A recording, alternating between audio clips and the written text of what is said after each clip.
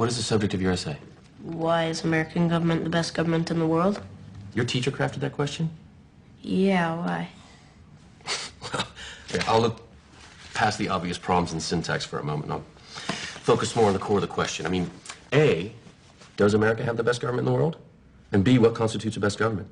Is it crime? Is it poverty? Literacy? In America, definitely not best. Perhaps not even better than most. We do have a very entertaining government. Dad. Most entertaining is an underrated comment from 17 years ago.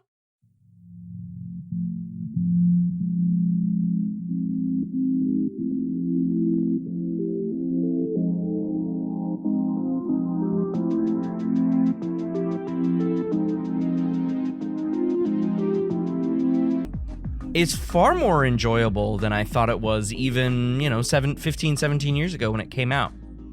This episode's film, we're going to focus on Thank You for Smoking. Now, this was a sort of a sleeper. You may have seen it. You may not have seen it. There are a couple of... there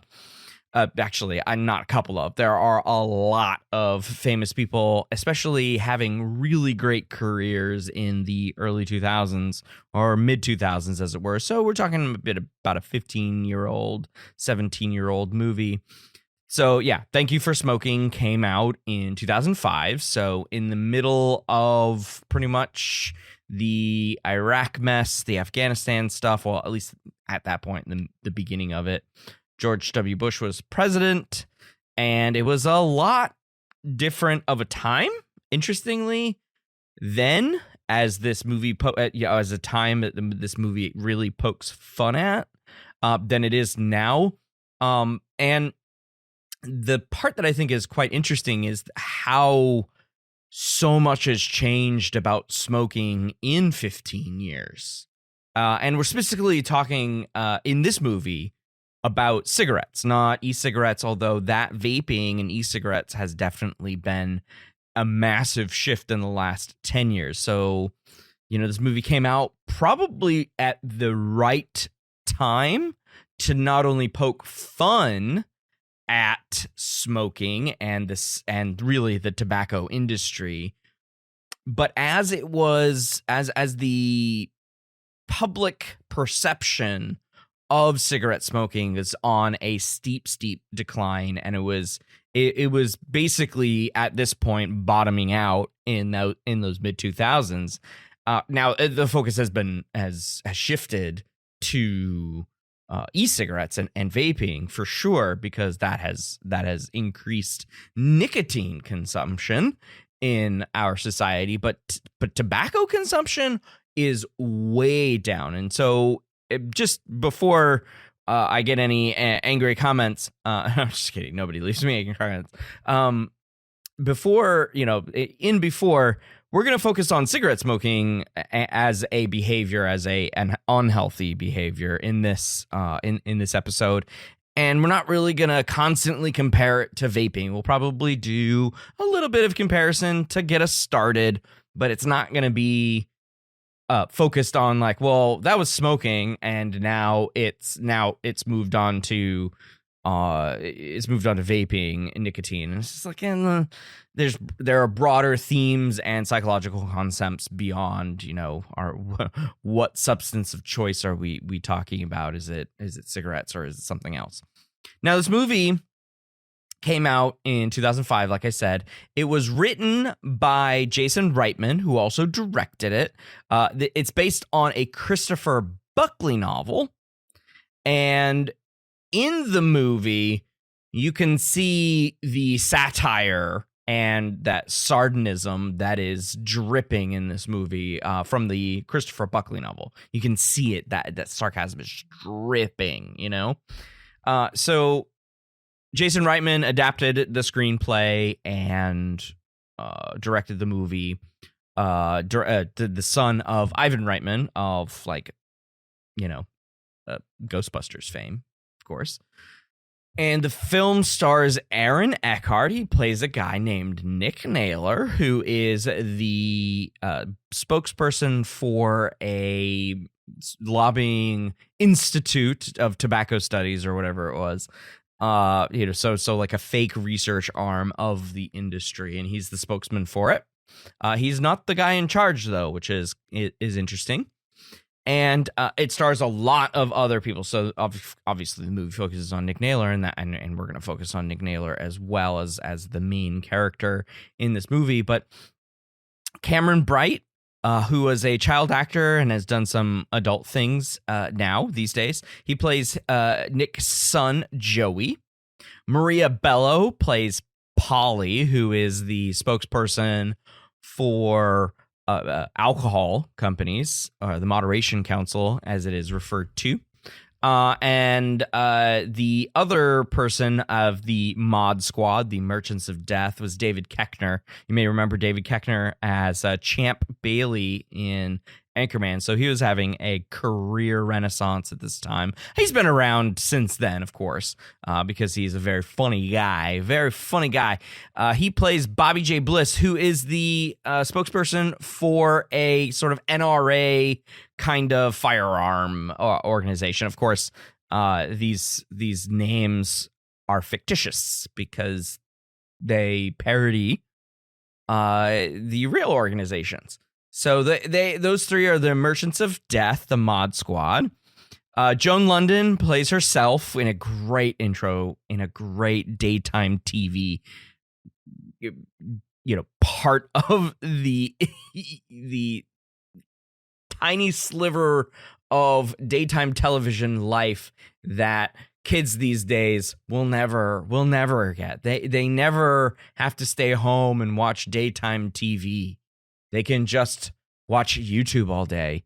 There's just that sliver. So Joan London plays herself, and a couple of other actors. J.K. Simmons in a great role as just a kind of smarmy, kind of hate him executive for this institute. He's the boss.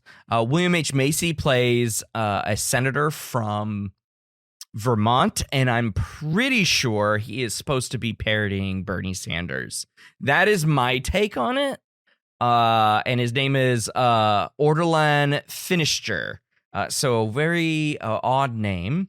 And then in just a great kind of phone it in role, I don't really have to do much of anything. Robert Duvall plays the head of the one tobacco company that really is the big funder behind the Tobacco Institute that Nick Naylor works for. Lives, yeah. He's a lobbyist, of course, so he lives in his job. It plays the captain, the head of the tobacco company that is behind all of the stuff in this movie. And Rob Lowe plays a fantastic parody of a talent agent, like the biggest talent agent in the world, and is just like super into Japanese culture. It's probably the dopiest thing, and doesn't need to exist in the movie in the way that it does. And so you kind of just look at it and you go, huh, I wonder if there are any agents in Hollywood who have weird fascinations with stuff, just like blanket their offices with weird stuff. If you haven't seen the movie, Rob Lowe's character, his agent, is really interested in Japanese stuff and spends his time on Japanese clock, like Tokyo clock, time zone, and oh, it's just all over the place with his Japanese iconography and furniture in his talent agency. It doesn't have to be in the movie, and 100% is worth it. Very, very so much worth it. And a few other small parts here and there. Katie Holmes in this movie came out the same year that Batman Begins came out, and she plays Bruce Wayne's love interest, that and in that movie, and that came out before this movie came out, I believe, in the year. So she was like riding that high. It's quite interesting. So anyways, I've been rambling for a long time, and I know this episode is probably going to be on the longer side, so I'm going to end it here so we can finish talking about the movie. I have so many things that I want to say about it. We're going to finish talking about it with our guest up next. My guest host today is Dr. Ed Hansen. Ed joined us last year to discuss Office Space in episode 47. If you didn't catch that episode, let me remind you, or let me tell you who Ed is. He's one of the specialized teaching faculty members at Florida State University's psychology department, where he teaches a variety of courses, including industrial organizational psychology, research methods, the psych of personality, and social psych. Ed, welcome back to the show. Oh my gosh, it is so good to be back, Alex. I had an absolute blast doing the Office Space podcast with you. Mm-hmm. And I don't know about you. I've already started my semester teaching, and I think you're about to start. I had a good break, a full break, not quite a restful break, but I do have that new semester energy going for me right now. So it's a perfect time to talk about teaching and movies. Excellent. Well, I'm happy to have you back on because the last time we chatted, we became stepbrothers, best friends regarding movies and psych. So, I mean, let's talk about what you just did. You were recently at the National Institute for the Teaching of Psychology, also known as NITOP. I love how they did that. So any good tidbits as we're on this kick of teaching, and you just started, you've got that energy, anything from the conference that you'd like to share briefly? Yeah, I'll try to be brief. It is not easy to be brief with the things that you take away from NITOP. NITOP's always a phenomenal experience. I really feel like I'm with my people when I'm at that conference. And it fills my cup. It gives me ideas. Some of them are like the big picture ones that are going to take probably semesters to put in. But I do have a couple like really, really quick ones that I also came away with. So Dr. Ina, if you're on TikTok, the TikTok lady, the TikTok psychology lady from California was there. And she did a wonderful presentation on how to discuss how TikTok is way too good at spreading misinformation. In my research methods class, I am now inserting a slide right after Wikipedia on TikTok because Wikipedia is so much further ahead as far as like people taking a look at it to make sure that it's a good source. They include their sources. Yeah. TikTok, oh man. You can say anything you want on TikTok. Literally say anything you want. If you're not familiar with her, she takes someone spreading a lie, someone spreading a myth, someone spreading something that is like, this can't even be believed by anyone, that's unfortunately being shared by thousands or millions of people. And she dispels it immediately. Like, did you know, Alex, that many people believe that your trauma is stored in your hips? Oh my God. And she jumps in and says, is that short for hippocampus? It can't be short for amygdala. And so I'm going to drop a couple of those in. I've got little discussion boards where my students can drop in some TikTok trash talk. It's going to be present. TikTok trash talk. Okay. TikTok trash talk, baby. You say that 10 times fast. I don't want to. What is TikTok trash talk? Basically, I'm going to, I use a platform where students get to drive their post basically based on their own curiosity. And I want them to share some posts that they find to be dubious. It's like, hey, based on my experience, this seems like misinformation. I want them to practice that their BS detector a little bit, if you know what I mean. Sure. And so more or less just a way to, and hopefully it's not going to be a way to perpetuate and spread misinformation within my class. Yeah. You know, that's the thing. I'm trying something right away out of the gate. So you never know how that's going to go. Yeah, that's always. I am excited about it. That's great. That's always an issue that I've kind of run into as well when I teach 101 and I spend the half the time talking about myths and misconceptions.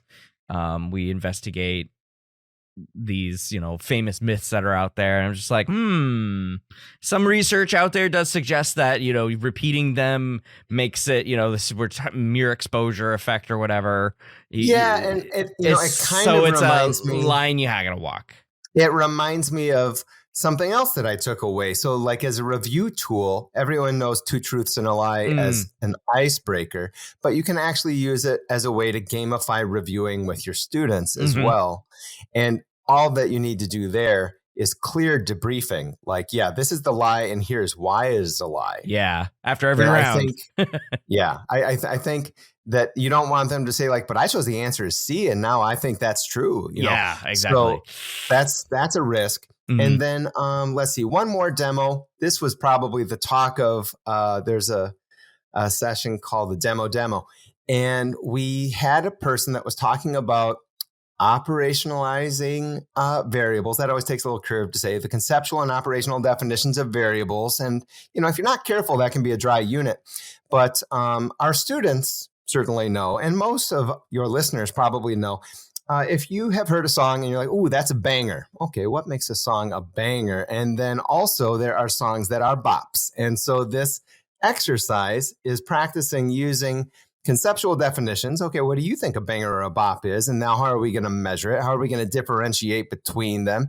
And, it's a nice way to get them engaged in something that they're a little more familiar with. Yeah. Before you dive into how to define stress and whatnot. Yeah. Okay, that's fair. That's fair. I yeah. like So that. in general, those are just some quick hitters. But NITOP, if you have never been, I cannot recommend it strongly enough. It's convenient for me in Florida, of course, but it is sort of like ACT, a great teaching site conference. Yeah, I agree. And for the people who can't make NITOP because it is in Florida, the great thing about ACT is it moves around. It moves and around. Also, it happens to be where I met friend of the podcast, Molly Metz. Oh, interesting. And you saw some other friends of the pod, as you said. Jason Spiegelman was there. Jess Hartnett was there. A few others, I'm sure. No, it's like a big family reunion down there. Yeah, I think ACT and NITOP have that in common. So those are some great ideas. I might take Banger and Bop or Bob or whatever. Well, it's funny because even though you can't see us, this is an audio medium. A banger, you kind of, your head banging a little bit. A bop, it's kind of more shoulder to shoulder. It's kind of back and forth. It's a little more boppy, hoppy. And so, that's a different kind of song. Okay. Yeah, that's true. I've never thought of it that way. Nor had I, but it's stuck. Nick, do you have a question? Joan, how on earth would Big Tobacco profit off of the loss of this young man? Now, I hate to think in such callous terms, but if anything, we'd be losing a customer. It's not only our hope, it's in our best interest to keep Robin alive and smoking. That's ludicrous. Let me tell you something, Joan, and please, let me share something with the fine, concerned people in the audience today. The Ron Goodies of this world want the Robin Willigers to die. And you know why? So that their budgets will go up. This is nothing less than trafficking in human misery. And you, sir, ought to be ashamed of yourself. I ought to be ashamed of myself. As a matter of fact, we're about to launch a $50 million campaign aimed at persuading kids not to smoke. Because I think that we can all agree that there is nothing more important than America's children. All right, Ed, let's pivot to our movie chat now. So when I asked you to be on the show again, I was like, do you have any suggestions? Because Office Space, let's be honest, was an amazing suggestion. And to all of the haters out there, of course, I need an IO person to talk about Office Space. So I needed you, of course, to be on the pod again. And I needed a really good one. And you came swinging. You're like, how about thank you for smoking? I almost said thanks for smoking. Thank you for smoking. It's important that you get the title right because it is formal. and it's meant to be that way. Because he has a Absolutely. little placard on his desk. When you see it, you're like, roll credits, right? So, what were your ideas for bringing "Thank You for Smoking" to the pod? So as you mentioned, right, Office Space, my IO background, that was a very, very natural extension of, Yeah. you know, you've had a second IO episode now with the leadership episode and Mhm. Marvel. That was cool. But my background is also in social psychology. I was at a combined social and IO program. Mhm. And I've always been drawn to psychology that is broadly applicable, whether it's Yeah. political psych, sports psych, IO, social psych, all of these things where my students and I can quickly, easily, readily see connections in our own lives. Yeah. And I think that Thank You for Smoking is one of those movies that hits on so many different levels. There's a lot of different so directions we're good. going to go with it today. Yeah. And so, I mean, cognitive bias, political psych, moral psych, health psych, So many. persuasion, argumentation, all that stuff. This movie has a little bit of everything. Mhm. And so I was so glad that you said yes. How could I not? As I was saying in the intro, it is such a well-crafted, and it's 90 minutes. It's tight. It's a tight 90 minutes. Tight 90 minutes. And even though there are some aspects that don't really need to be in the movie, like Rob Lowe's agent and it's his fetish, Japanese fetish or whatever, like that doesn't need to be in the movie. And yet it is such a quick blink and you miss it parody, probably of Hollywood Agents. It's just like, this is great. And yet it doesn't take away anything from the movie. Oh, absolutely not. And it just makes it more enjoyable, in my opinion. I mean, smoking and all of this, so this is based on a book you probably mentioned that came out in the 90s. And this is when it's taking place is in the 90s. So like we weren't tempted to smoke in the early 90s very much, right? And so our age demographic, it hit a little bit later and it was already back on the way down. It was already waning, but it's a fascinating look at when it really started to crumble for big tobacco. Yeah, and I also mentioned that the movie itself came out in 2005 when there was even less focus in our lives around smoking, right? Like I think 2005 was very close to when, like in Illinois, where you are, where I was going, that was very close to like when Wisconsin and Illinois were, banning smoking in bars and all of these things. So it was just becoming very not in vogue to do anymore. Exactly. But it reflects a time where, everybody smoked. I mean, yeah, I suppose in the 90s. A lot of people were smoking. I think it alludes to it, I should say. Yes, I think it alludes to a time because you kind of like, okay, well, when is this movie really? There's not a lot about the time period. Like you don't look at it and you're like, that's dated. So that's really good for it because it fits a time that's just like late 20th century, around the millennium, so to speak. Right. It had a lot less Y2K references than Office Space, so that makes it a little more evergreen. Exactly. And so you look at it and you're like, okay, well, this is a time that there was a noticeable downturn. The captain alludes to it, and they're just trying their hardest to get smoking back into movies and things like that. And so I think that's a really great place to set it on the downturn and in the middle of the downturn.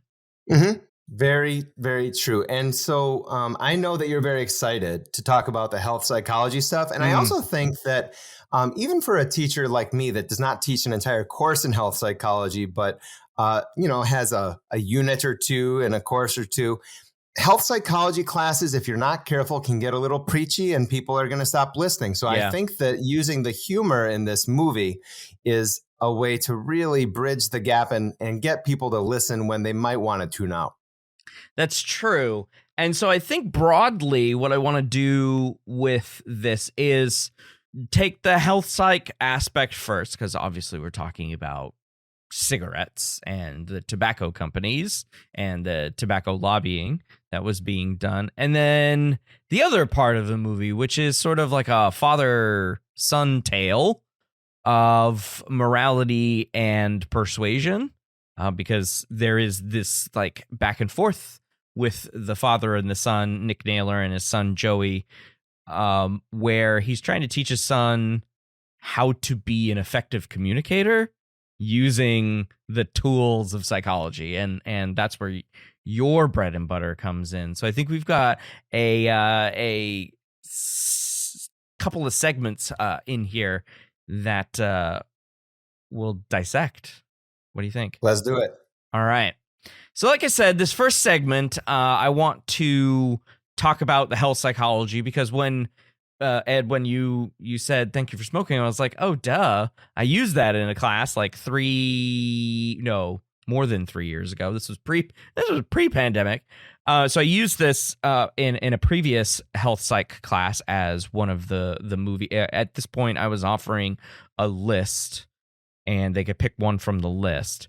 And so thank you for smoking was on there. I think I had seen this movie probably maybe 5 years or so after it came out, rather than seeing it all the way back in 2005. I don't know if I would have understood it as much as I did when I watched it around 2010 or something, or whatever it was.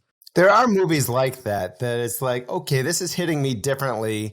I think we both watched it while we were in grad school than if we were going to watch it when we were, just finishing college or something. Yeah. And for me, it was finishing high school. So I was definitely not in the mindset to appreciate this. Although at the end of high school, the current Alex is as against cigarette smoking as finishing high school Alex. So, or remind just me in to college. tell you my cognitive dissonance cigarette story in a little bit. All right. Because I can relate. All right. Sounds good. Which helps us bridge us into health psychology. So again, I used it for a class and they could pick it because it makes sense. And so Ed, when you suggested it, I was like, this is amazing, because I spend some time in health psychology talking about addiction and how nicotine is one of the worst for addiction and all of that. And now it's more an issue with vaping, because a potentially more addictive form of nicotine, because it's in the oil and it's pure and it's not the smoking and inhalation thing. I guess it is inhalation, but it's not smoking. In vaping, it's probably worse than it was with cigarettes. At least you could point to some negative stuff with cigarettes right out the bat, like they smell bad. So, as I said in the intro, we are going to focus on cigarette smoking and not sort of get bogged down in all of the stuff regarding newer issues that we have, which is vaping in youth. So, as the movie points out, this is at a time in Big Tobacco where they needed some wins because they kept getting heavy losses. In the mid-90s, California was the first state to ban smoking indoors in most places, like bars and restaurants. And of course, state after state after state started following suit because California was like, we got to do something about this. Let's do some social engineering. And so when we talk about cigarette smoking, we see a pyramid shape in U.S. history, right? And we see a huge uptick, and then it peaking in like the 60s. Mm-hmm. And then we just see a decline after loss after law after loss after law in the tobacco industry, right? More laws, more losses, more laws, more losses, because the science kept pointing out, hey, there's a link here between smoking cigarettes and lung cancer. Yeah, like as early as the 1950s, they were starting to allude to this. And I know that the captain, his big claim was like, oh, we got the filters now. Don't you worry about the cancer. We've got the filters. never you mind that in these filters is just a little tinge of asbestos. Yes. Oh my God. It is the worst twist of science that just you're like, wait a minute. Okay, so the filters are fine. Wait a minute. And so now you have emphysema, lung cancer, mesothelioma. Oh boy.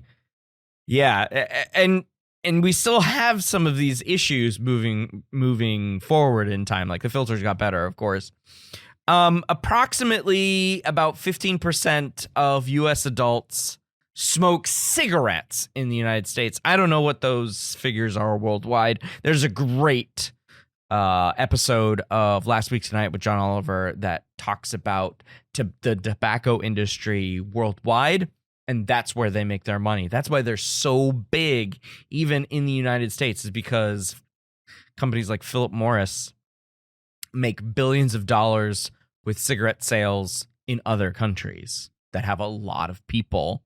And cigarettes fill a need, right? It's because it's a psychoactive substance that makes you feel real good. How many of you want to be lawyers when you grow up? Right. How about movie stars? Oh, how about lobbyists? What's that? It's kind of like being a movie star. It's what I do. I talk for a living. What do you talk about? I speak on behalf of cigarettes. My mom used to smoke.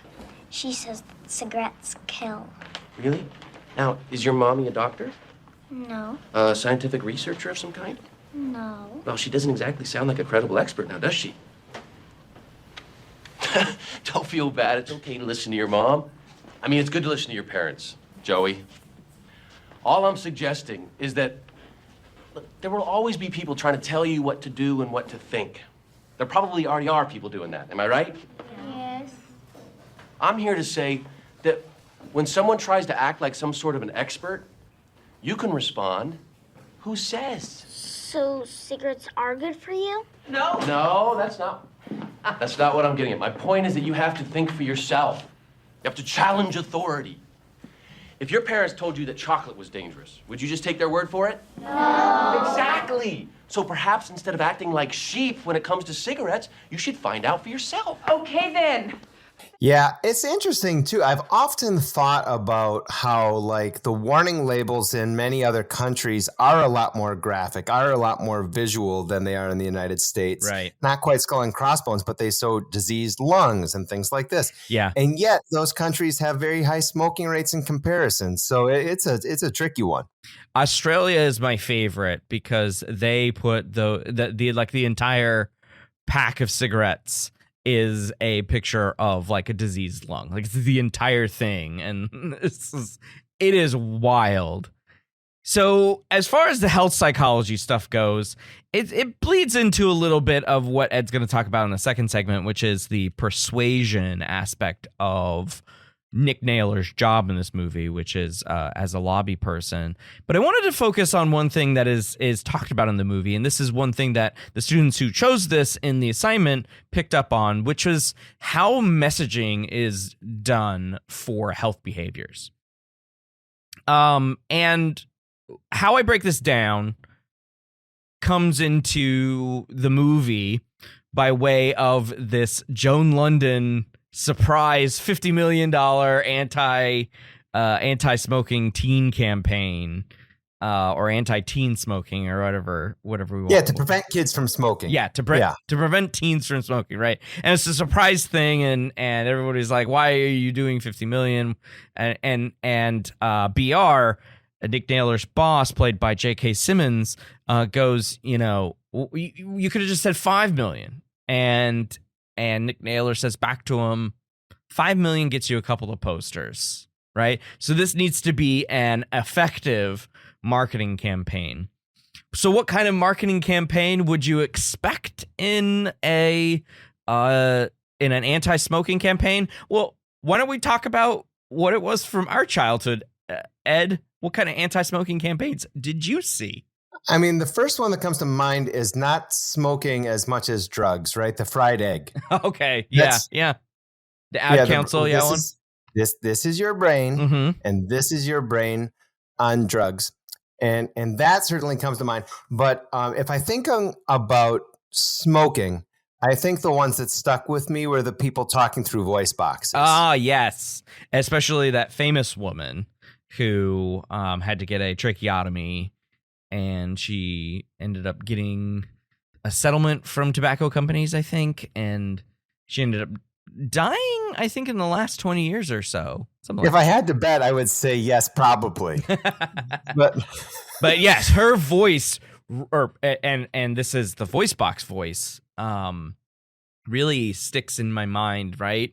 And then we got the truth campaign, right? Yeah, and the truth about tobacco companies and stuff like that. Yeah, where there were like a lot of the statistics and things like that. And it's interesting, right? So not to get too social again, but you've got these central versus peripheral routes to persuasion. Right. You've got, and I also talk about it in my personality class in terms of like, if you're a person who is high or low in need for cognition, do you want the stats? Do you want the data? Do you want the information? Right. Or is tugging at your emotional heartstrings going to be more persuasive for you? Right. And it's like you can look at the COVID-19 pandemic, you can look at smoking, and you have to use both kinds of messaging to be truly effective, to reach everybody in the classroom, in public health, whatever. Sometimes it's got to be flashy, and sometimes it's got to be the hard facts. Right. And I think that's a good balance coming from a scientist. But of course, marketing and advertising execs aren't scientists. Right. They take the worst of science and use it and bend it to their will. And I think with smoking, and this is just from my perspective, growing up in a very anti-smoking state, to be honest with you, even though a lot of people in Southern California smoke cigarettes, I remember growing up and seeing cigarette butts everywhere. So again, not even just a public health hazard in the way of consuming the smoke both firsthand and secondhand, as we know, but also just like cigarette butt trash everywhere. And that's definitely aided me in my hatred of cigarettes. And it's funny too, because I don't feel like bad about saying that I have a hatred of cigarette smoking. I really do. Is one of the things that I hate most in this world. And I think part of that had to do with the messaging that I got as a kid, which was very fear-mongery. Oh, sure. It is funny how I could have, like you, really had this anti-cigarette mindset, but I could still romanticize pipe smoke or cigar smoke because of our other associations, right? It's like if you have a loved one, like a grandfather who puffed on his pipe or something, that's like kind of a vivid memory for a lot of people. Sure. But I also was stuck in the car with my uncle. I love my uncle. He's still around, thank goodness. But it was a very smoky car, and that was just not enjoyable, right? And so he would try and crack the window, but you can only do so much. And so that's right. You can only do so much, and it sticks to your clothes. Sure. Yeah, I agree. So, I don't know if I have I have a fondness for any other or romanticized, but I understand what you're saying, that a lot of people can separate different things in their minds regarding the behavior. Not necessarily in a logical way, but in a real way. Yes. At that point, who cares about logic? You're like, well, my granddad did it, so it's okay by me. Cigarettes, no, they're gross. But pipe smoking by this one specific individual, I'll give it a pass, right? So we've got these fear appeals that we're generally exposed to in the anti-smoking world. And so, like, that is not the way, in my opinion, that the Institute for Tobacco Studies, or whatever it's called in the movie, the place where Naylor works, that's not what they want to. They don't want to do. They don't want to do any fear appeals, because fear appeals actually do work in the short term. And if you want people to be long-term customers, you don't want to scare them off in the short term. No, they would probably take more of a reverse silly rabbit trickster for kids approach. Yeah. Right. So it's like, not until you're 18, but we'll be waiting. Right. When you turn 18, just It'll be stop by super your fun. local shop. But hey, don't do it until you're 18. Not Don't like do we it. know psychologically that if you tell kids they're not supposed to do something, that they're absolutely going to want to do it. Exactly. And that brings me to my next point. Thank you, sir. On reactance bias. So just a little shameless plug here. My Wondrium / The Great Courses course just came out.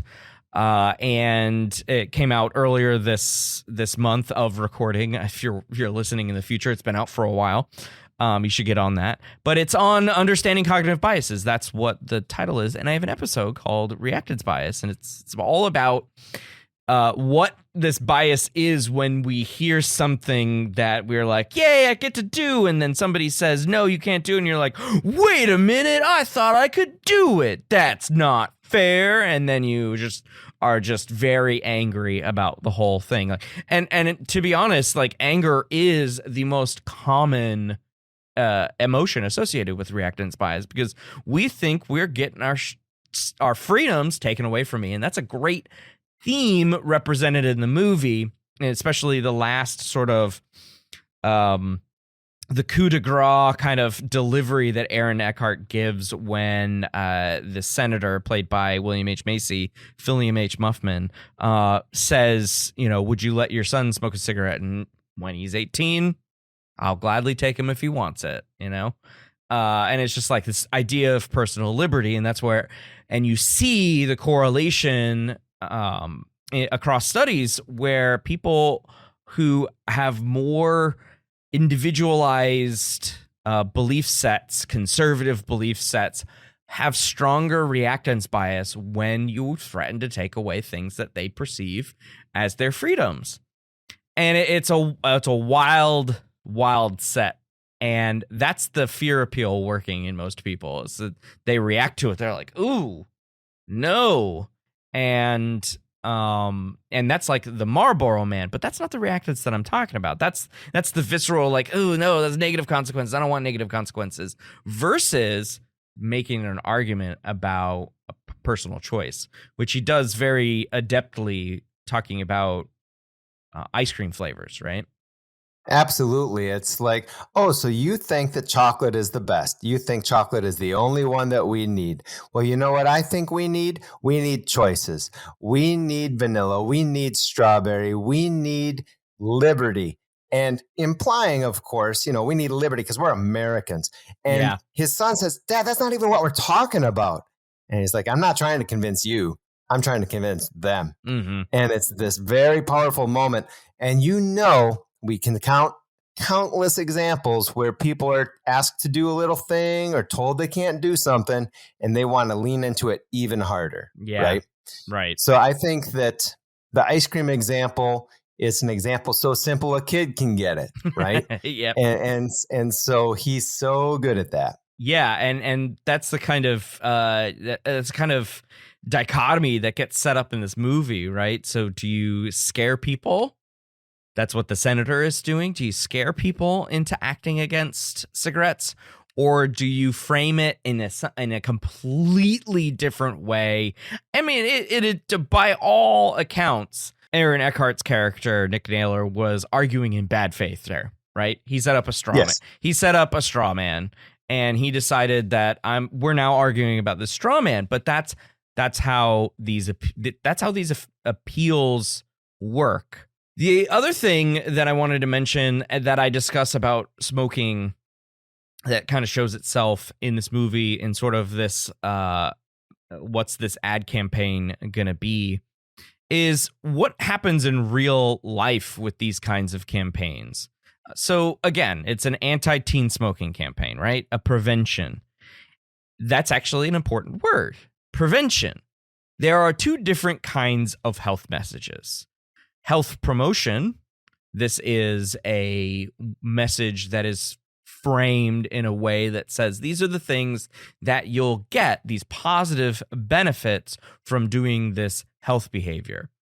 And then there are the prevention frames, which are framed in negative ways, that you will get either nasty negative consequences, you will get negative things happen to you, or positive things won't happen if you don't do the healthy behaviors. So they're very similar and yet opposite ends of the messaging spectrum. One way to think about it is that health promotion messages are gain frames, you'll get something, and prevention messaging is losing something.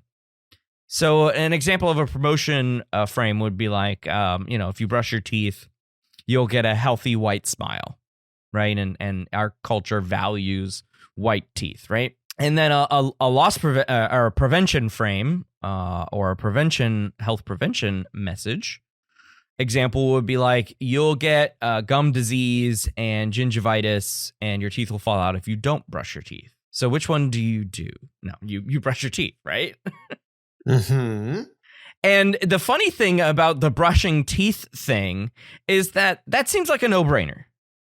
I'll get a healthy white smile if I just do this thing for 2 minutes a couple times a day, or I can lose my teeth. But it doesn't work for flossing. Isn't that funny? It is the worst. Flossing is the worst. I hand to my heart. Flossing is the worst. I know. I'm gonna have to go to my dentist here in a couple weeks here, my beginning of the year checkup, and I'm gonna like really ratchet up the flossing a couple weeks in hopes that they will be very pleased with my report. Why, yes, I have been flossing. Thank you for noticing. I won't do it again. I'm so glad you noticed. I won't do it again for another 5 months. Until then I see you again.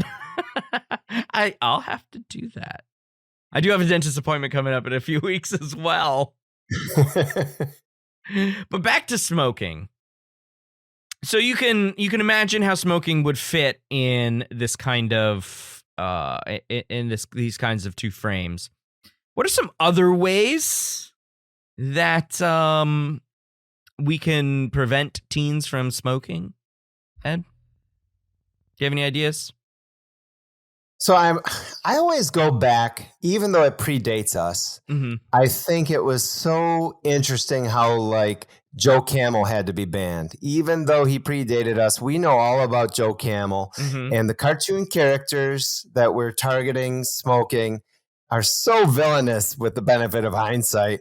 And so it's definitely like, even though he wasn't on television, I still saw him in magazines at the doctor's office. Oh my God, he was everywhere. Yeah. And so, Joe Camel was this face for listeners that might not be as aware. He was basically like, I was about to say he was like James Dean, but he was a camel. That's another even older reference. But he was the cool cat. He was a leather jacket, sunglass wearing camel who always had a cigarette hanging out of his mouth. Yeah. And so I'm not doing a very good job at coming up with prevention right now, but I think about how that probably from the opposite side is what turned it on, right? The coolness factor. Yeah. Nobody lights up saying, I can't wait to be addicted. They just associate it with this coolness. And so they had to make it uncool. Yeah. They had to make it unglamorous. Right. That's a good one because they did the same thing as you said, on television and television shows. Eventually, the MPA started putting smoking labels, although that wasn't until this current century, really. And so banning of the action started to make its way, although there is no law for many of the film bannings. They just decided to take the like sort of conventional industry approach. And what is everybody else doing? Jeff McGall. Nick Naylor. Mr. Naylor's here to see if we can't get cigarettes into the hands of somebody other than the usual Ravs. Sure. Ravs. Russians, Arabs, and villains. Oh, well, then, yes, I guess that is why I'm here. Good. I think we can help. Jeff invented product placement. I feel I have to ask, are you concerned at all about the health element? I'm not a doctor. I'm a facilitator. I bring creative people together. Whatever information there is exists. It's out there. People will decide for themselves and should. It's not my role to decide for them. It'd be morally presumptuous. I could learn a lot from this man. So what we need is a smoking role model, a real winner. Indiana Jones meets Jerry Maguire. Right, on 2 packs a day. Only he can't live in contemporary society. Why not? The health issue is way too prevalent. People would constantly be asking the character why he's smoking. And that should go unsaid. How do you feel about the future? The future? Yeah, after the health thing's blown over. A world where smokers and non-smokers live together in perfect harmony. Sony has a futuristic sci-fi movie they're looking to make. Message from Sector 6. All takes place in a space station. They're actively looking for some co-financing. So cigarettes in space. It's the final frontier, Nick. But wouldn't they blow up in an all-oxygen environment? Probably. But it's an easy fix. One line of dialogue. Thank God we invented the, whatever device. Brad Pitt. Catherine Zeta-Jones. They've just finished ravishing each other's bodies for the first time. They lie naked, suspended in air underneath the heavens. Pitt lights up. He starts blowing smoke rings all around Catherine's naked, flawless body as the galaxies go whizzing by over the glass domed ceiling. Now, tell me that doesn't work for you. I'd see that movie. I'd buy the goddamn DVD. And, if the Academy didn't send them to me for free. You guys ought to think about designing a cigarette to be released simultaneously with the movie. Sector 6's. No one's ever done it with a cigarette. Wow. It is interesting now seeing how Disney has all of the smoking tobacco use warnings on a lot of their programming. Yeah. And sometimes I've thought to myself, there are other things worthy of warnings in this film, but I'm only being warned about Cruella de Vil's cigarello or whatever. Yes. And so, to the point where they have actually, as a company, they said they're not going to have any character smoke on screen anymore, including the remake of Cruella, despite the fact that it's part of her iconic character. You will not see Emma Stone light up in that movie. That is wild. I mean, I get it, and it makes sense from their current perspective. That they wouldn't have Emma, and maybe Emma Stone didn't want to. I don't know. Maybe she's fine. Maybe she'd be fine with it. A couple of other ways in which engineering and prevention has worked in the United States. I don't know about any other countries, but we do a lot of taxing of things. For a country that was like, no taxation without representation. Said several businessmen who created a fake Tea Party. Did you hear about this? The Boston Tea Party was staged. When? The Boston Tea Party. Oh, yeah, of course. I thought you were saying more recently a couple of guys. Of course, yes. Yeah. And so, sorry, right. I thought you were taking it a slightly different direction. Yes, so... I mean, the fact that taxing people, we call it a sin tax. I also wonder if we have a little bit of a reactance to the sin taxes. Like, you can't tell me again what not to do, or this is a little naughty. You bring up a good point by calling them sin taxes. Some states do label them as sin taxes, but then other states like California just label them as excise taxes. It's just like, what the hell is an excise tax? Well, it's just another name for an added tax, a tax on top, right? That's what excise is. But really, it's just a euphemism for a sin tax. Because why else would you tax something, right? Yeah, and maybe there's a slight little effect there. Who knows? So I would agree. Less reactance. Yeah, I would agree that if you had sin tax as part of the receipt printout or on the the label or the do you want to pay the excise tax or the naughty tax? Exactly. Yes, you're right. I would love to see a study. Maybe that's been done, but maybe it hasn't. We could just quickly set that up. Too bad nobody smokes anymore. Bummer. We can do it with the e-cigs. Let's do it. Yeah, e-cigs, exactly. Although Juul can't sell their stuff anymore, apparently. Or something there's a lot related. To unpack, yeah. That's why I didn't want to get bogged down in that, because there's so much to unpack. And so in addition to taxes, right? I'm curious, Ed, do you know the legal purchase age for cigarettes in Florida? Almost 100% sure it's 18. 18. Okay. Do you think Floridians want that to be a lower age? Which Floridians? Exactly. So- Like, where do they live? I mean, well, the south of Florida is fairly diverse. And Are there states that have a lower age than 18? I don't believe so, but I mean, I remember hearing even in the 90s that some states wanted to lower the smoking age, even though it was, on the decline. That seems like a way to lose your voting base, if you're asking me, but who knows? Yeah, I don't know. We live in strange times. Yeah, you're right. So when I moved to Illinois in 2017, it was still 18. But a couple of years after that, a law went into effect that increased that to 21. It was 21 for the vast majority of my life living in California, which was quite interesting. And many other states are moving forward with increasing that to 21. And it sort of blocks people out of the marketplace. That's what you want. You want 3 years older. Of course, some people make the argument, well, if they can, go fight in a war and possibly die, let them have some cigarettes. And that argument gets repeated for things like alcohol too, or gambling, depending on where you are in the country. And if you want to talk about when adolescence ends and when adulthood begins, our gray matter in our brain, it doesn't follow the legal standard, right? Exactly. It takes us a little longer than that. Yeah. So having these mind-altering kinds of substances and other kinds of addictive things, waiting till you're 21, there's a lot of research that supports that. Sure. But I don't know if you know this, Alex, the laws don't always reflect the research.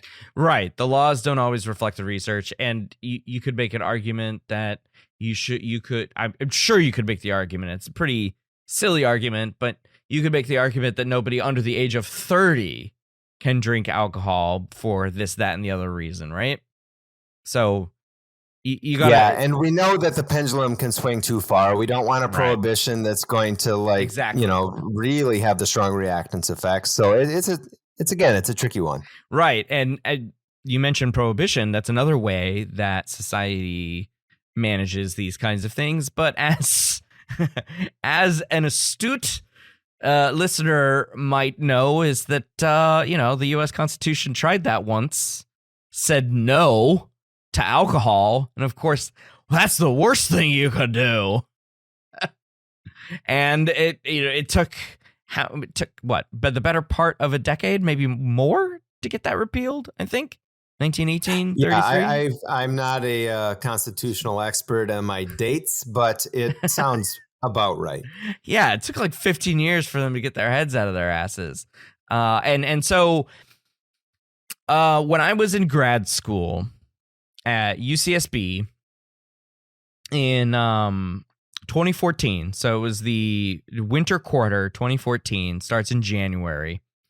They were like, we are a smoke-free campus. And it's so funny because you have a story. I'm gonna ask you about that cognitive dissonance story here in just a second. So we go to a smoke-free campus. So UCSB was like, no smoking on campus, no use of tobacco products on campus, even e-cigarettes, and it was more or less, we want to be a healthy campus, and of course we can't support or facilitate an unhealthy behavior. And the day that it was enacted, I'm walking outside past a common area, right? It's not even like I was walking in some place that not a lot of people walk, and if you could like sneak in a smoke or something like that on a smoke-free campus.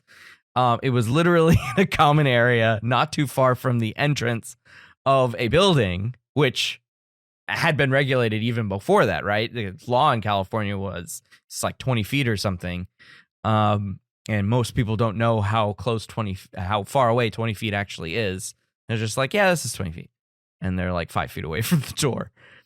But this guy was smoking a cigarette right next to an entrance to some place. I wasn't going to that place. I was just walking through.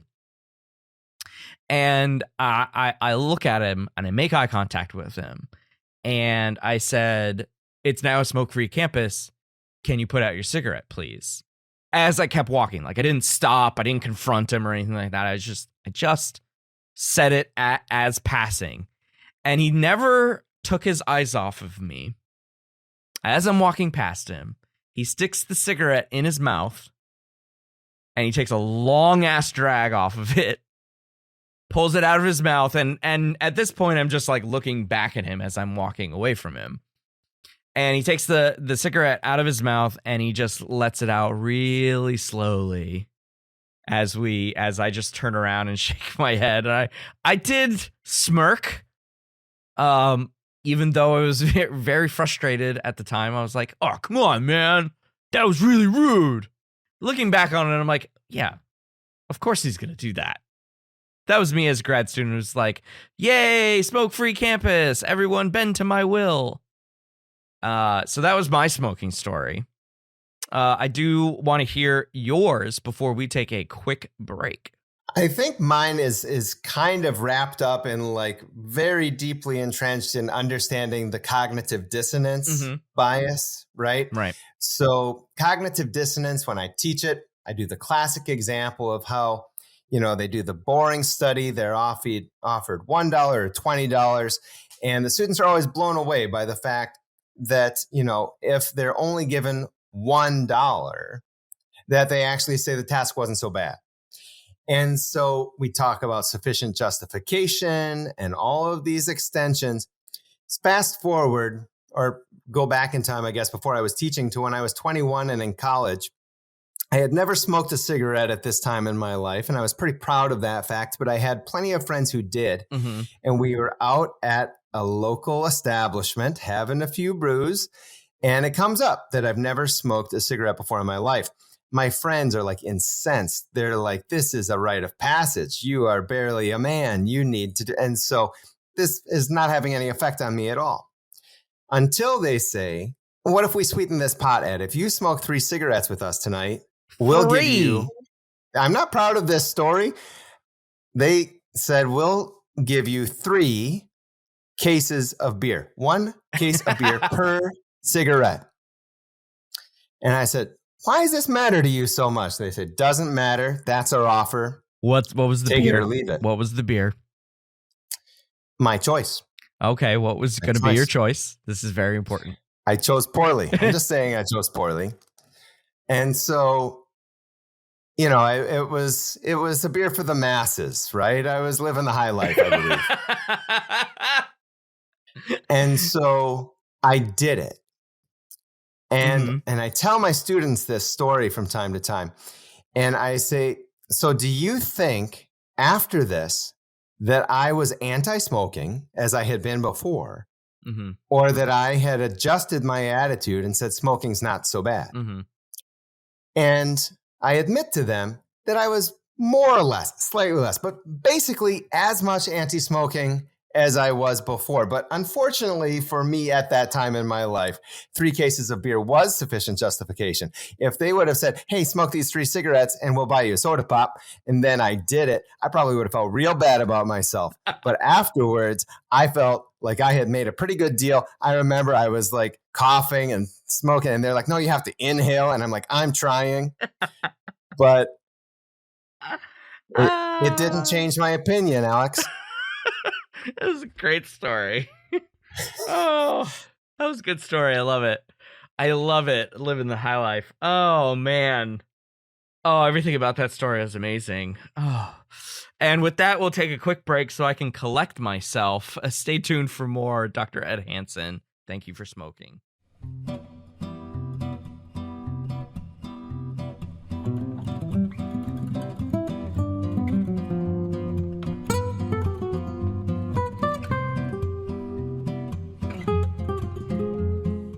Hey friends, Astrid here. You may know me from such films as Crazy Rich Asians, White Oleander, or How to Train Your Dragon. Wait, what was that? I wasn't in those. I wasn't in those. Okay, that wasn't me. Ooh, okay, well. Astrid here. You may know me as the other half of your favorite podcast host, Dr. Alex Swan, and I'm here to shout out listeners like you. Thanks for supporting the pod, whether that's buying merch, sharing episodes on social media, or making donations.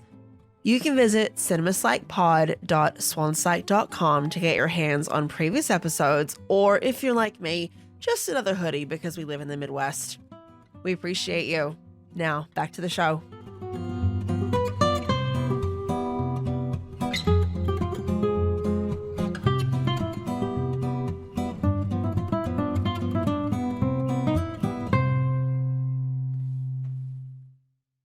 And we are back with Dr. Ed Hansen talking Thank You for Smoking, 2005 Jason Reitman film with Aaron Eckhart as the main character, Nick Naylor. And we are going to focus a lot on him in the second segment.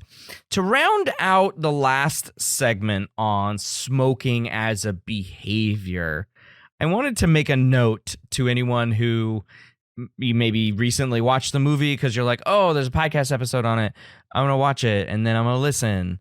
Or you just saw it recently because you're like, oh, it's on Stars. Nobody smokes on camera in that movie. Not a single character in the film is shown smoking on camera. It's alluded to several times throughout the movie. And of course, major focus of some characters' backstories, like Sam Elliott's The Marlboro Man. And even the biggest potential smoker out of every single person, every single character in the movie is Robert Duvall's captain.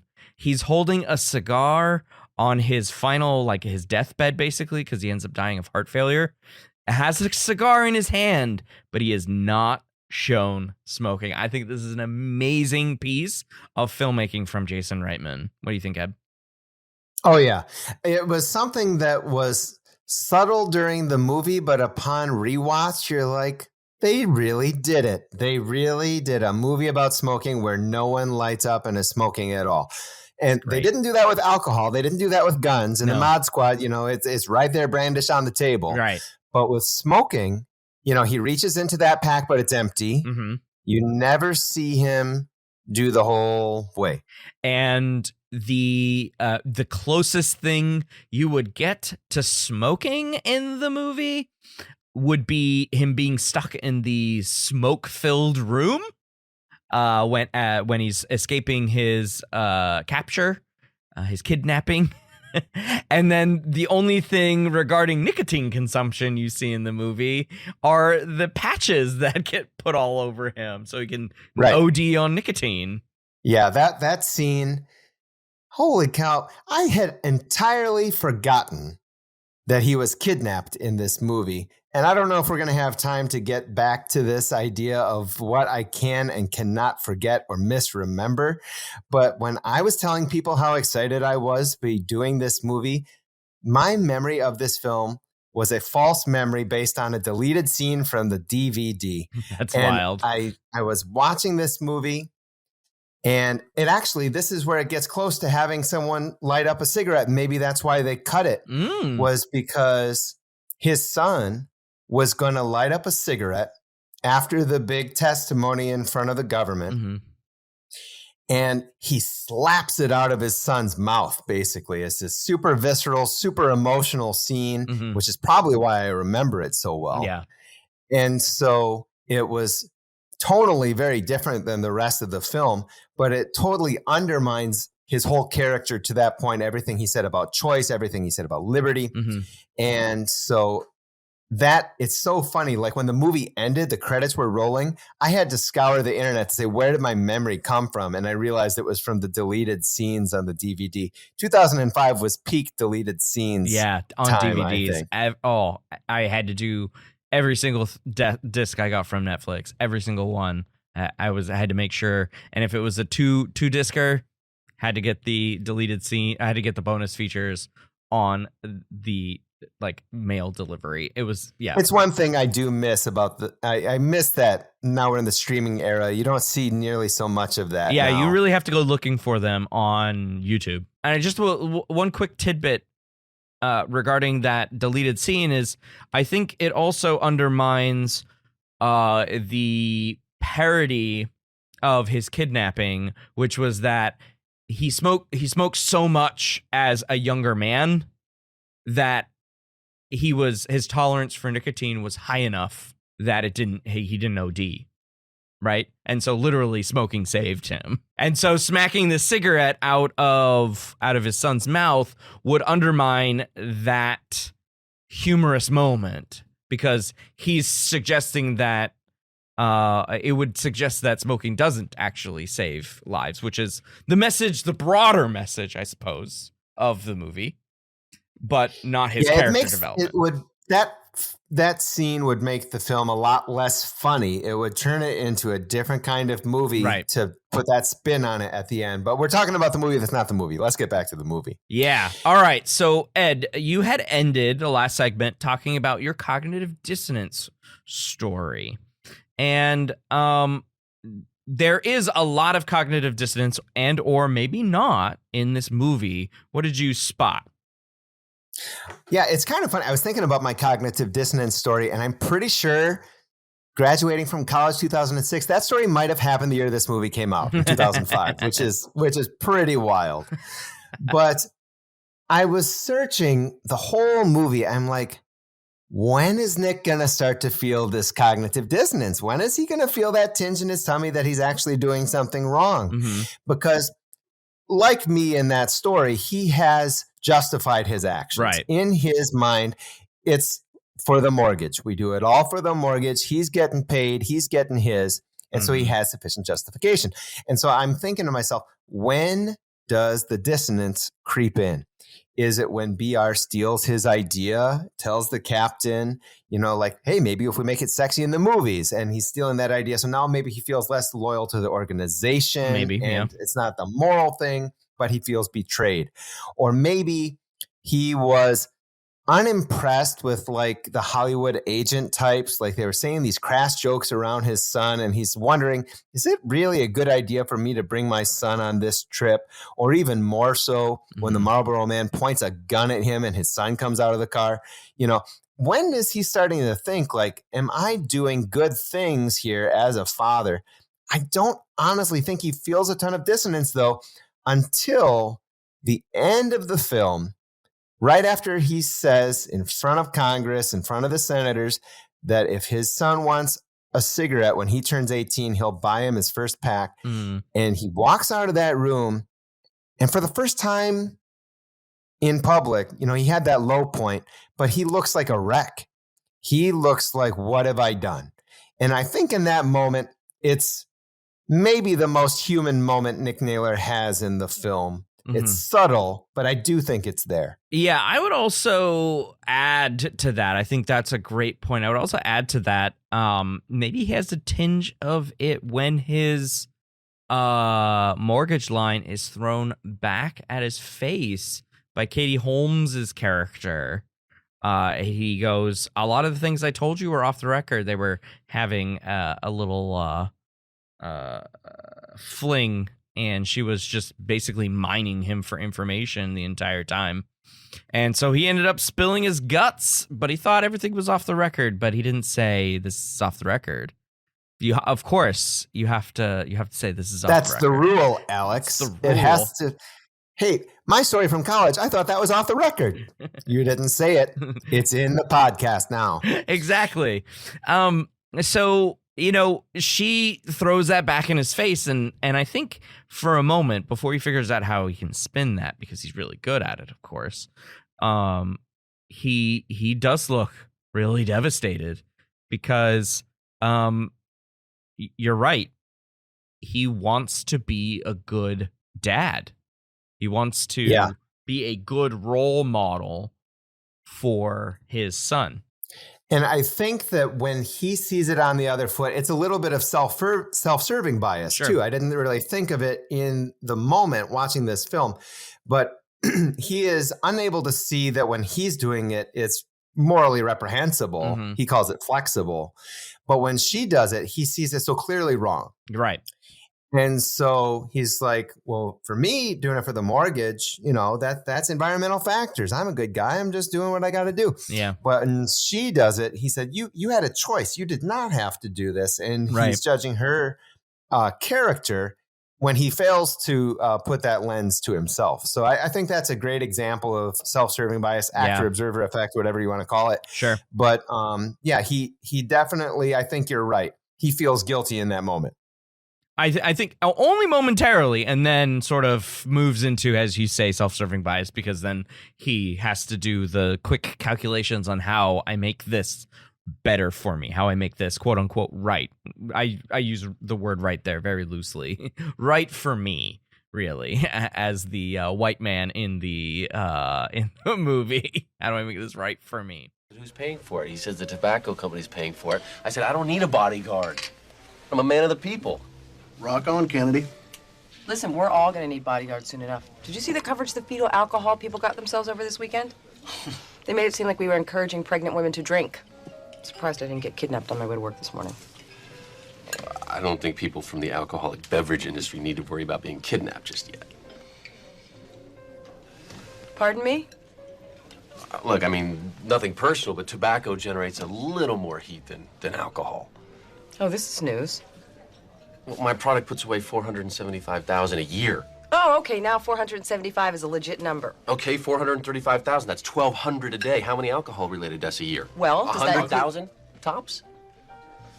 That's what, 270 a day? Wowee. 270 people, the tragedy.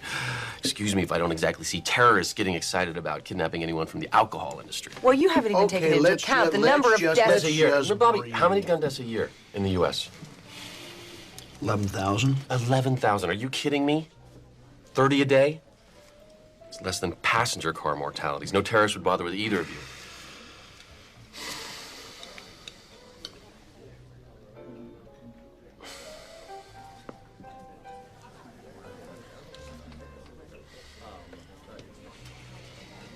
Okay, look, stupid argument. I'll say. I'm sure both of you warrant vigilante justice.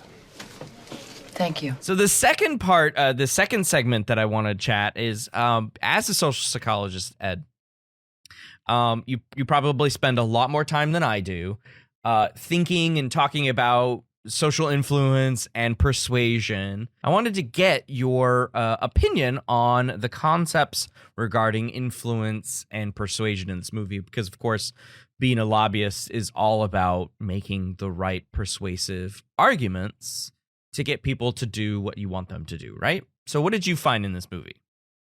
Well, first of all, it was one of the things I was most excited to talk about in the film, because when I was in grad school, long story short, I'm in the academic family tree, advisors being advised by advisors of Dr. Robert Cialdini at Arizona State. Nice. And if you aren't familiar with his work, he's best known for this incredibly influential book that is, of course, called Influence. And it's about his 6 principles of influence and persuasion. Recently, in his most recent edition, he added one. But this movie is so full of them. And I remember it was this big perspective changer for me reading this book. And, of course, seeing all the field research that he had to back up these principles. Mm-hmm. And it's one of those things that you never look at a commercial quite the same way again, right? You're like, which principles of influence are being used? Yeah. And it's one of my favorite assignments is to have my social psychology students find advertisements that are using one or two of these principles, get into little groups, talk about it, share about it.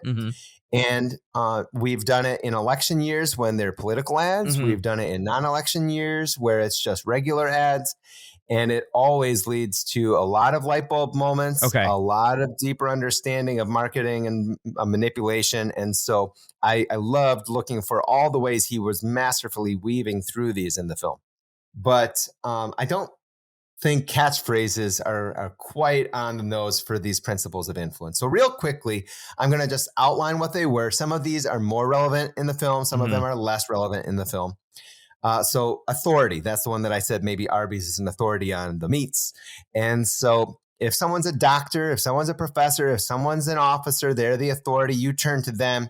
And if this is what they think, well, I guess maybe I should think it too. Then you're going to look at the principle of liking, right? And so we like to be around people that we like, and we like when they like us, if they're good looking, if they're fun, if they're cool, kind of like we were talking about the imagery and smoking. We're going to be more persuaded by people that we like than people that we don't. Mhm. That's pretty straightforward. Reciprocity, it's a little bit of the golden rule, like treat others like you want them to treat you. Yeah. But the tricky thing about this is it's not, I can do something for you if you've done something for me. This, Yeah. when applied the best, is, hey, I've already done something for you. Now it's your turn. Yeah. Exactly. And so that's where reciprocity works pretty strongly. Commitment and consistency, people don't like to acknowledge when they're being inconsistent. This is what feeds into cognitive dissonance. Like, ooh, I used to always say cigarettes were so bad, but then I smoked that. How do I resolve this? Do I have sufficient justification, or am I just being really inconsistent here? And so number 5, social proof. If everybody in the 60s and 70s and 80s and 90s is doing this, how can it be so bad? Everybody's doing this. This is like the classic social proof example is the number one cell phone company, the number one insurance company. It must be pretty good if it's the most popular one. Number 7 is about scarcity. You want it if you only know it's available for a limited time. And then number 7, the new one, is unity. And it's a little nuanced, but it's more than social proof. It's not just a lot of people are doing this. It's a lot of people like us. A lot of people like you are doing this. So it sort of combines social identity, which he also has some work on social identity and sports fandom, which I've always been drawn to that work too. Not for this movie, but those are the 7 principles of influence. And some of them, aren't even really touched on. Scarcity, they talk about how cigarettes are widely available. So it's clearly not an availability issue that drives people to want cigarettes. Social proof, I actually think in the grand scheme of things, this persuaded people not to smoke as it was becoming more and more uncool, as more and more laws were being passed. Like, well, people are quitting every day. Maybe I should quit too. And so you see these stats like 1,200 people die a day. That's a lot of people dying every day. Yeah. And so the social proof there works against him. So I don't think Nick Naylor uses social proof very much. And I don't think that he uses consistency. He actually, scarcity. Gotcha.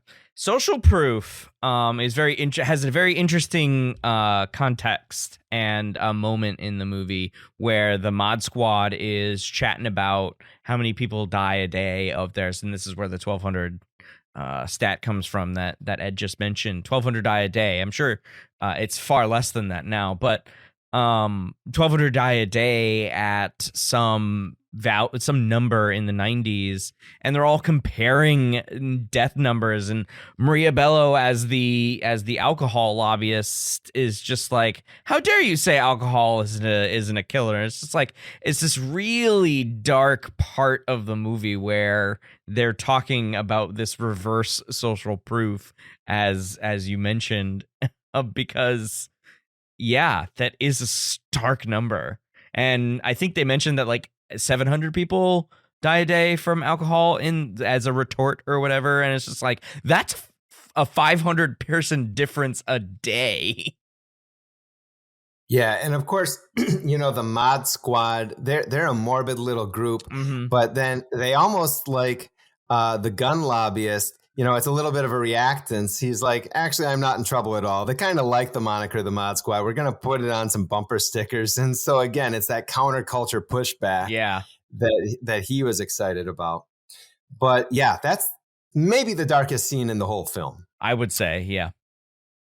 So now we get into what makes Nick Naylor such a spin artist, right? Because the academy that he works for, they have this, of course, stereotypical German doctor who I absolutely love their name, Dr. Erhard von Gruptenmund. So good. And it just makes you giggle. But also, he challenges people to challenge authority, but for dubious reasons. So like on career day, in his son's school, a girl raises her hand. She says, my mommy says that cigarettes kill people. And he says, oh, is your mommy a doctor? Is your mommy a researcher? She doesn't sound like much of a credible expert. It's so good. But also that has, oh my God, that has exploded. When I heard that and I saw you write it down in our notes, I was just like, this is our life right now. There is so much of that. So, I mean, like, you know, the hate for like the Dr. Fauci's of the world and all these things. And so, you know, it's dark, but this movie goes dark places. I remember some of my favorite Halloween decorations in 2020 were when people put out in their yard little tombstones that said he did his own research, right? So exactly. like in research methods classes, we have to talk about being good consumers of research, even if you're not a researcher yourself. And you have to look out for the people that are trying to use misdirection and spin and all of these different kinds of things. But, you know, the point, you have to challenge authority or you have to be skeptical. You know, there's skepticism and cynicism, and it's this delicate balance that if you're not careful as an instructor, can get away from you a little bit. Right. That's true. So, and he leans into people's distrust of experts telling them things they don't want to hear. Yeah, and I suppose we have always maybe been distrustful as a species. Just broadly speaking, broadly defined. I mean, you go take any random example of a scientist in the past. Galileo, probably the biggest one, labeled a heretic, and it's just like he's on the fringe because the information that he was proffering was distrustful just inherently. And I think that is part of our nature, maybe. I'm just going to throw that out there. Somebody can challenge me on that one. I feel like it, just thinking about it now, it feels like it's part of our nature to be this way. And the only reason why we're seeing it so clearly is because social media and just the constant stream of information that we have now on the internet is just highlights our inherent distrust of things we're not familiar with, things that we don't like, as you said. Nobody wants, I also think nobody wants to feel less than, nobody wants to feel stupid, nobody wants to be told that they like don't understand something. Right. And so I think that when, you know, you've got these people who have taken a very different path, studied all these things, it's a lot harder to relate to these people. So this is where then, if you're an authority who is also a likable person, you're going to be so much more influential than if you are an authority who's like distant and aloof and difficult to talk to. And so he is not the authority, but he comes off as that because it's like people want to hate him. And so quickly they're eating out of his hand. He's, of course, you know, he's got a jawline like very few people on earth. Exactly. And so he is as smooth as they come, so handsome, but so loathsome. And you forget how he is on the side of big tobacco because he's just so smooth. And the handsomeness goes into that. The glamorization in the movies goes into that. You know, it's like classical conditioning. You like attractive people, you like sex, you like space. You combine all these things together and they're smoking. Do you like smoking now? And so you've got things that are being paired. It's so basic, but you know, you pair things that people already like, people you already like. This is kind of like a Tupperware party back in the 80s. Like you like your friend, and so you're more likely to buy from your friend than just some rando. And so I think that the liking principle, he sort of fades in and out of that. One line that BR has after the article that the Katie Holmes character writes comes out, you know, it's this expose, and he told everything. And BR this is back when, what's the name of the actor again? J.K. Simmons. J.K. Simmons, back when he was like, you know, Spider-Man's boss, and he always kind of played these yelling, gruff characters. He hadn't hit Whiplash yet. He hadn't started to like hit his stride in some of these more dramatic roles. Yeah. And so he's always like saying, oh, you destroyed all your goodwill that you created with your kidnapping with this story. It's gone. They don't like you anymore. We had them. They liked you, and it was a good spot, but that's gone now. And so they know the power of being liked. And it's a very delicate balance that he has to do. He's not a liked person, but he has some things going for him that it makes him hard to like. I've always been fascinated by anti-heroes. Mm-hmm. And I think that he is an anti-hero Yeah. that like you find yourself, why am I rooting for this individual? Right. And that's the mark of a good storyteller too, right? So kudos to Jason Reitman for finding the right person to do this. Like, I don't know if I could see another person do this role. And there's a bias there because Aaron Eckhart is Nick Naylor, but it's hard to see, right? I don't know. I'm picturing like a very shruggy Paul Rudd. There are people I can imagine getting away with some of these things, but Nick, I think Paul Aaron Rudd Eckhart would is be perfect. too goofy for me. I don't think he Maybe. would be suave enough. I think there's a level of suaveness to Aaron Eckhart. Also, Aaron Eckhart is taller than Paul Rudd. Height has a lot to do with this, right? Height has a lot to do with how we perceive. Like it's part of an implicit level of attraction that many people have, right? It's the kind of thing where if this movie came out in the late 80s and they had cast Tom Cruise, they would have used some movie magic so he would have been a little taller than he actually is. Exactly. That's what I'm saying. Like, I think Aaron Eckhart here sells this not only in excellent acting. I don't know where has he been? He hasn't been around for a while. But also just like, he's very classically handsome. Yeah, he is. He's got it all, really. And so, when you've got that going for you, everything is a little bit easier. It's like Mike Schur, the creator of The Office, Parks and Rec, The Good Place. He had a book recently when he's talking about moral philosophy. I'm not going to get into it, but he says when you're a good-looking white guy, you're playing the world on easy mode. Yeah. It's just everything, every door is a little bit more open, and Aaron Eckhart takes advantage of that. Exactly. So, you here to talk me into shutting up? That what's in that case of yours? Yeah, basically. No, not basically. That's exactly it. My dignity ain't for sale. It's not an offer. It's a gift. Taxes have all been paid. You get to keep it no matter what you do.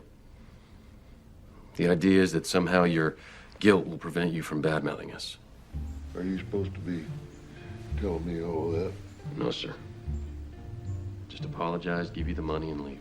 Why are you telling me this? Because this way you'll take the money. Why would I do that? Because you're mad. Damn straight I am. The first thing you'll do is you call the LA Times and CNN and insist on Bonnie Carlton. She does really good controlled outrage. Tell them no Bonnie, no story. Watch it on MSNBC. Okay. And when they get here, you open up the case and you pour all the cash out onto the floor. Why? Trust me, it'll look more effective that way.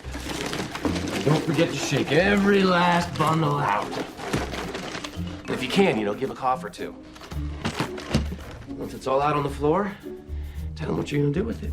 What am I gonna do with it? You're gonna donate it. Yeah, start the Lauren Lutz Cancer Foundation. You're gonna have a ranch and a fair and a 5K. 5K is a must. It's television. Wait a minute. What about my family? Lauren, you can't keep the money. Why the hell not? What, denounce us and then keep the blood money? Look at it.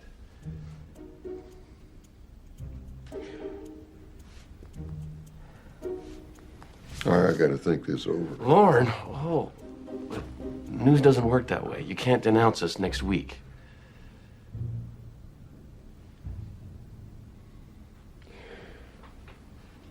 I don't suppose I can denounce you for half of it. No, Lauren.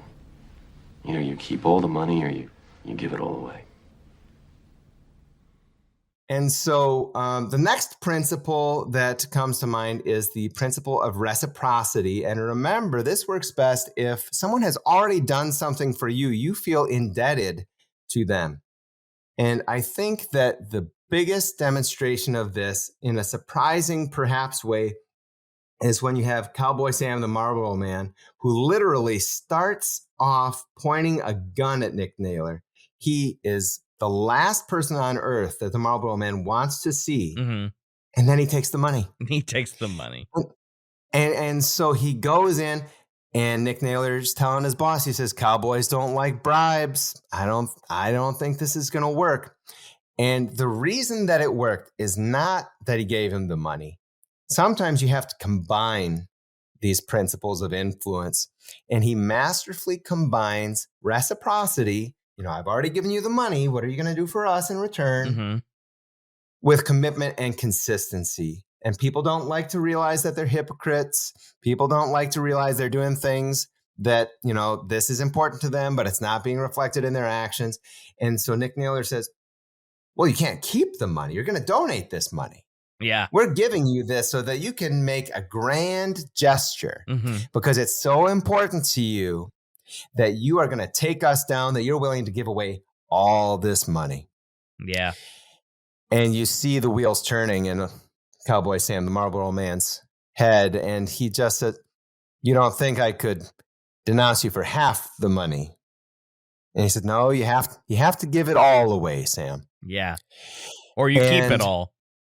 Or you keep it all and you say nothing. Mm-hmm. Because that's the implication. Yeah. Yep. And or you give it away and you take us down as was your intention, and you're no worse off than you were yesterday. Exactly. Right. And so he keeps the money.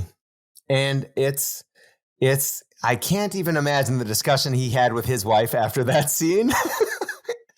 But she, the money probably helped. But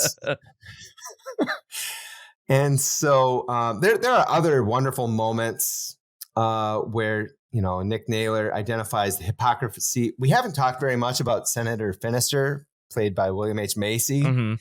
But, he says, you claim to care about the American farmer. You're going to Farm Aid, talking about how you care about the American farmer. But do you care about the American farmer if you're going to burn their tobacco fields in North Carolina and all these places? And is that caring? Is that how you care about the American farmer? And of course, he's trapped. Yeah. He's caught because they're farmers. And he was just talking about how he loved farmers. And then at the end, when he really throws the gauntlet down against the senator. Well, great lines. Oh, you think that we should have warning labels on things that are dangerous? Yep. We need these reminders. Did you know cholesterol and heart disease kill way more people than cigarettes? Do we put the poison label on your Vermont cheddar? And indignantly, he says, the good people of Vermont will not apologize for its cheese. So good. And just delivered so earnestly and sincerely by William H. Macy. Oh, man.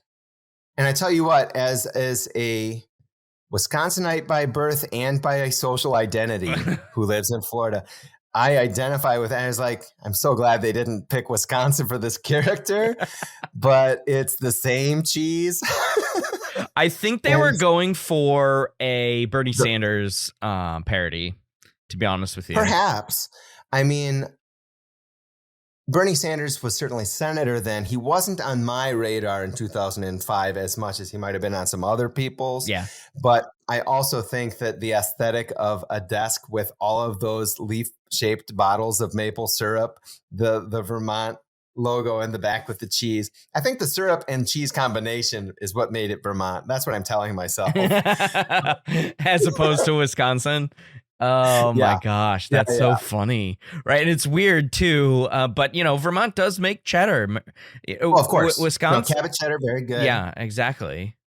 But I remember, like you as a Californian, do you remember the happy cows come from California ads? Yeah, I do. Those ads made me so fucking mad. Those ads, they were 100% like, right. How dare you besmirch our happy Wisconsin cows? The sunshine is plentiful in the land of California. And I'm sorry that Wisconsin doesn't breed happy cows. I know. I remember challenging my Californian college classmates. I was like, have you ever even had a cheese curd? Get out of here. And so, You're talking to a man who grew up 3 miles from a cheese factory. That is true. I could have biked there if I wanted to, but I usually didn't want to. And so it gives me dissonance. It does.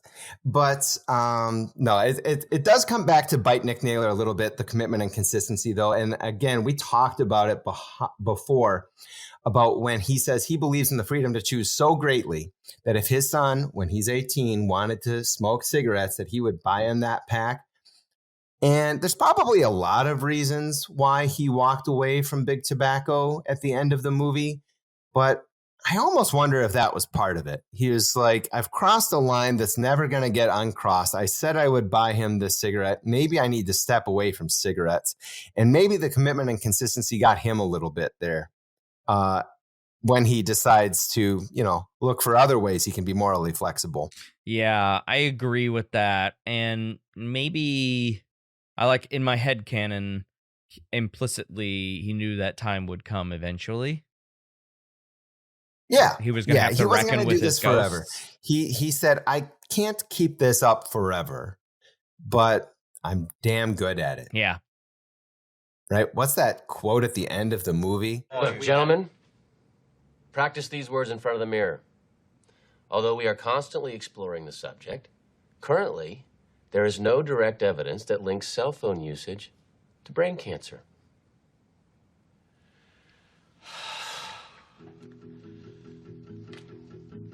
Michael Jordan plays ball. Charles Manson kills people.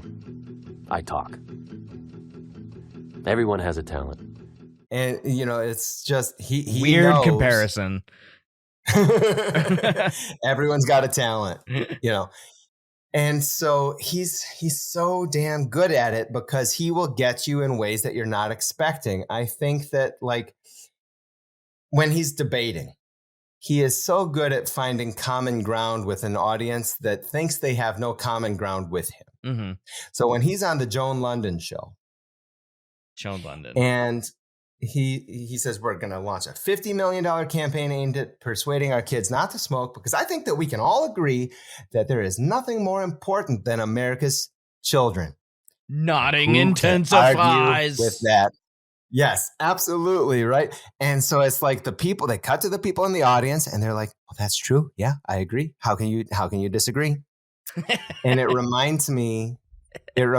So there's this, Adam Grant is an IO psychologist who is kind of like the Neil deGrasse Tyson of IO psychology, right? Yeah. He is like the public face. He talks with Malcolm Gladwell. He has a podcast. He's got these books. So in his book, Think Again, The Power of Knowing What You Don't Know, they talk about, like, well, what are you actually trying to do when you're debating someone, right? You're not trying to, like, make them mad. You're not trying to tear them down. You're trying to get them to come to your side. Yeah.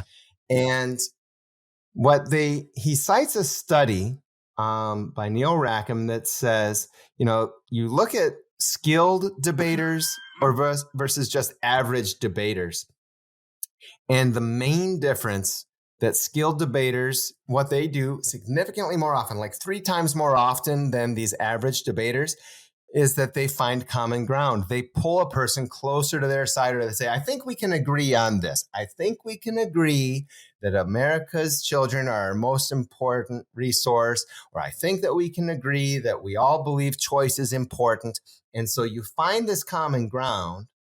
And so it's like, okay, this is sort of activating the unity principle in a roundabout way, saying, like, it's not us versus you. We're all on the same page. And then he villainizes, Robin Goody, and says the Robin Goodies of the world, they want this boy to die. Mm-hmm.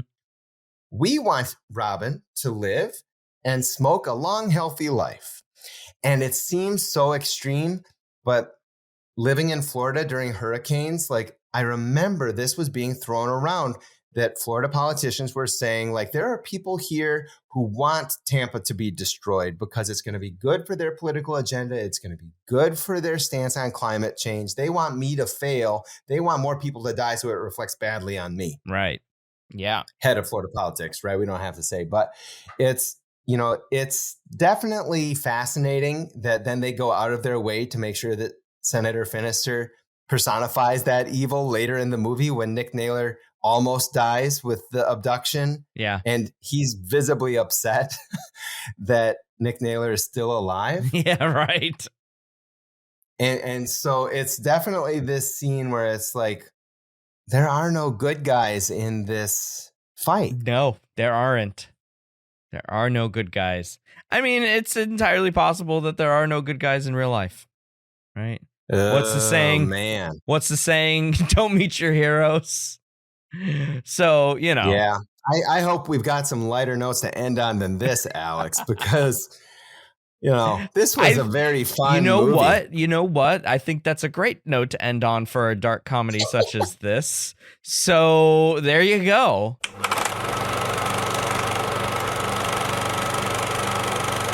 I want to thank Ed Hansen for joining me to discuss. Thank you for smoking, but please don't. Before we say goodbye, Ed, is there anything that you'd like to plug since the last time you've been on? Where can folks find out more about you and your work?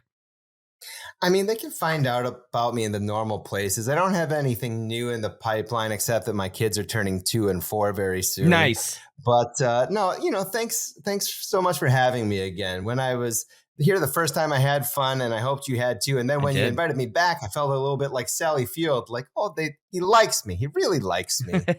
And no, you can still find me in the Facebook STP group. You can still find me on Twitter, at least for now. I'm still on Twitter, but yeah, I'm Same. Ed Hansen _PH dad on Twitter. Nice. And I love, that's basically how Alex and I met. And I love meeting people that way and having conversations like this.